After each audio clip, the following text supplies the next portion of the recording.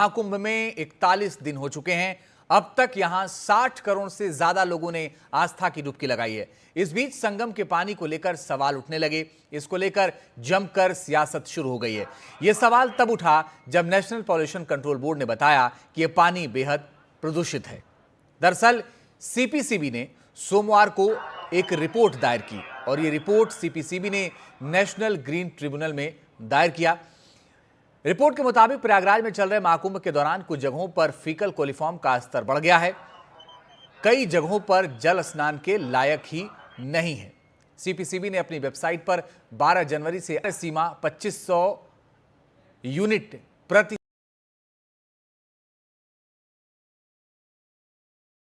100 ml होना चाहिए। करोड़ों स्नान के बाद अपशिष्ट जल की सांद्रता बढ़ी।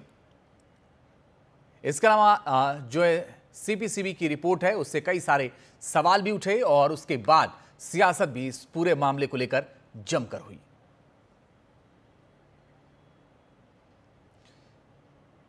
सीपीसीबी की इस रिपोर्ट पर सवाल उठाते हुए टीआरआई के स्कूल ऑफ एडवांस स्टडीज के प्रोफेसर चंद्र कुमार सिंह ने कहा है कि कोर्ट में कई पैरामीटर उपलब्ध नहीं है।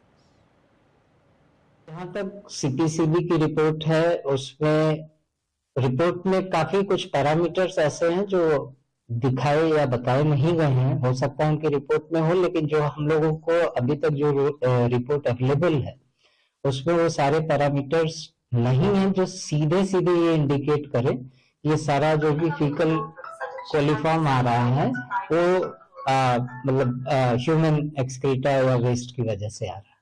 तो इसलिए अगर वो रिपोर्ट शायद पूरी तरह से जब सामने आएगी तो उस पर बोल पाना, सही ढंग से बोल पाना उचित होगा। वहीं जेएनयू के स्कूल ऑफ एनवायरमेंटल साइंस के असिस्टेंट प्रोफेसर अमित मिश्रा का कहना है कि इस तरह की रिपोर्ट के लिए हमें और सैंपल की जरूरत है।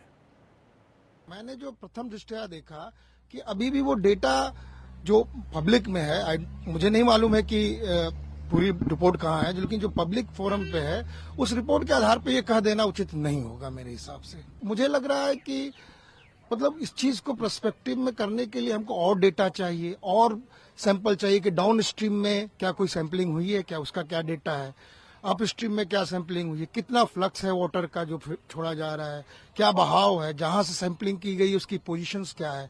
तो वो सारी चीजें अगर मिल जाती हैं, वो सारी चीजें अगर पब्लिक फोरम में आएंगी तो उस पर और भी साइंटिस्ट जो है हमारे देश के वो काम करके देख सकते हैं और अच्छी दिशा में हम लोग बढ़ सकते हैं, कंक्लूसिव वो कर सकते हैं। विपक्ष ने भी इस मुद्दे को उठाने की कोशिश की है। विपक्ष के आरोपों पर यूपी के सीएम योगी आदित्यनाथ ने पलटवार करते हुए कहा कि कुछ लोगों की सोच ही नकारात्मक होती है, वो विकास को भी बदनाम करने में पीछे नहीं रहते हैं। सनातन धर्म के अनुयायियों ने दिखा दिया है, अनुकूल परिस्थितियां होंगी तो अपनी विरासत को गौरव के साथ आगे बढ़ाने का कार्य करेंगे और प्रयागराज महाकुंभ ने उसका एक उदाहरण बनकर के देश और दुनिया को आईना दिखाने का काम भी किया है।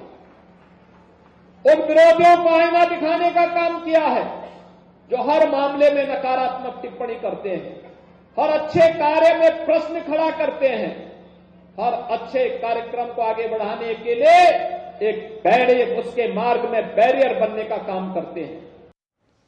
महाकुंभ पर विपक्ष की बयानबाजी को लेकर केंद्रीय मंत्री गिरिराज सिंह ने कहा कि सनातन धर्म की निंदा करना उचित नहीं है। जिसकी जैसी भावना वो वैसा कह रहे हैं।